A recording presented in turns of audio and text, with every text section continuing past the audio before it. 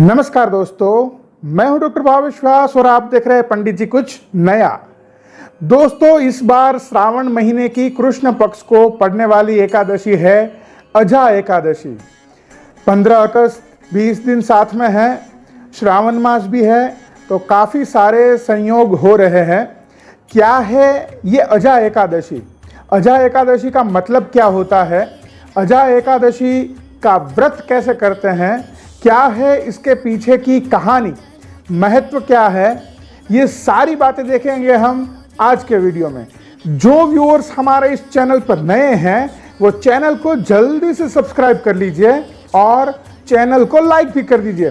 दोस्तों, 1000 सब्सक्राइबर बनाने हैं, अभी तो 450 ही हुए हैं, तो प्लीज दोस्तों help me and support me. तो चलिए शुरू करते हैं।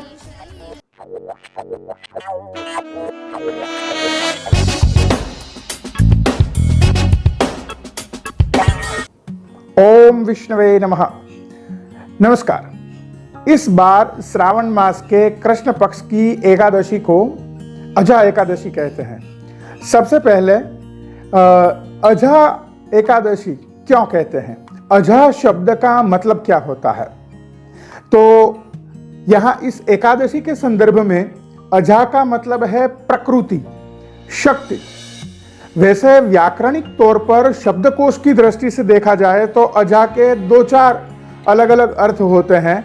जैसे कि मक्का मदीना जो होता है, वहाँ की जो पुजारीन होती है उसको अजा कहते हैं। दूसरा बकरी, गोट, उसको भी अजा कहते हैं। तीसरा अजा का मतलब हुआ जो सेल्फ एग्जिस्टेंस है, मतलब खुद का स्वयं अस्तित्व जिसका है वह। और एक सबसे बड़ा महत्व वाला अर्थ जो है वो ये है कि विष्णु का प्यारा, लव ऑफ विष्णु। तो इतने सारे अर्थ है, लेकिन यहाँ पर अजा मतलब प्रकृति से संदर्भ जोड़ना है। तो इस बार अजा एकादशी आ रही है।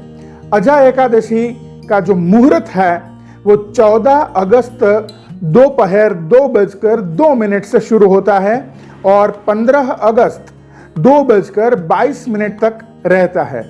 और पारण का जो समय है वो 16 अगस्त को सुबह 5:50 से 8:28 तक का रहेगा।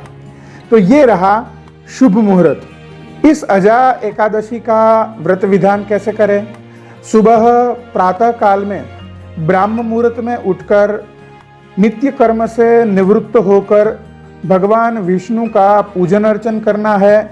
जैसे हम सभी एकादशियों में विष्णु पूजन करते हैं, षोडशोपचार मंत्रों से पूजन करेंगे, भगवान को स्नान कराएंगे, तिलक, चंदन, पंचामृत स्नान, अभिषेक, तिलक, भोग आदि सब करेंगे। भगवान विष्णु सहस्त्र का पाठ करेंगे और पूरे दिन निराहार रहना है, उपवास करना है। और शाम के वक्त चाहे तो आप फल आहार कर सकते हैं। इस प्रकार से हमें ये व्रत पालन करना है। इस अजा एकादशी को पापों को नष्ट करने वाली एकादशी का व्रत माना गया है। जिसकी खोई हुई समृद्धि है, संपत्ति है, वो वापस प्राप्त कर सकता है।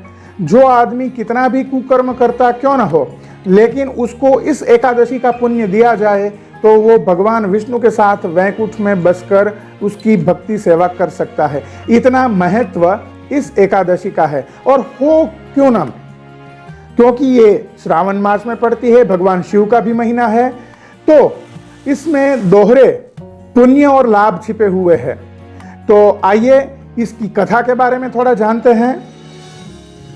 युधिष्ठिर जब भगवान कृष्ण से इस एकादशी के बारे में पूछते हैं तो भगवान कृष्ण इस एकादशी के बारे में युधिष्ठिर को बताते हैं।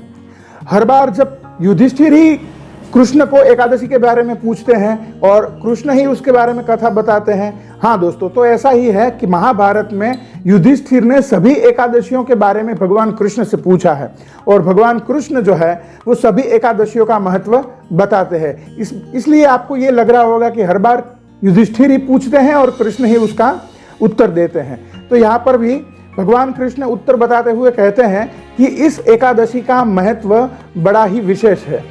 कथा है, पुराने जमाने में एक चक्रवर्ती राजा हुआ करता था, कहानी बड़ी फेमस है, आप जानते होंगे, राजा हरिश्चंद्र की। अपने कर्म के वश वो बेहाल हो गया, उसकी सारी संपत्ति नष्ट हो गई, उसकी पत्नी और उसका पुत्र भी उनसे अलग हो गए। तो इस सारी परिस्थितियों में वे बड़ा ही दुखी हो गया था, अपने कर्म के कारण वो ऐसा हाल भुगत रहा था। एक बार गौतम ऋषि उसके पास आते हैं और हरिश्चंद्र गौतम ऋषि को अपनी सारी कथा बताते हैं और गौतम ऋषि कहते हैं कि आने वाले समय में अजा एकादशी आ रही है, तो इसका विधि व्रत आप कीजिए और आपका कल्याण होगा। और राजा हरिश्चंद्र इस एकादशी के व्रत को विधि पूर्वक करते हैं और धीरे धीरे उसकी सारी खोई हुई संपत्ति, अपना पुत्र और अपनी पत्नी वापस प्राप्त करते हैं और सुख को भोगते हैं और अंत में वैकुंठ लोक में जाकर भगवान विष्णु की भक्ति करते हैं। तो ये इस अजा एकादशी के पीछे की कहानी या मातम्य है। तो आशा करते हैं कि इस बार अजा एकादशी के संदर्भ में ये वीडियो आपको पसंद आया होगा। अगर आपका कोई सुझाव या सवाल है तो नीचे आप कमेंट बॉक्स में पूछ सकते हैं। तो बस दोस्तों, आज के लिए इतना ही। जय भारत, वंदे मातरम।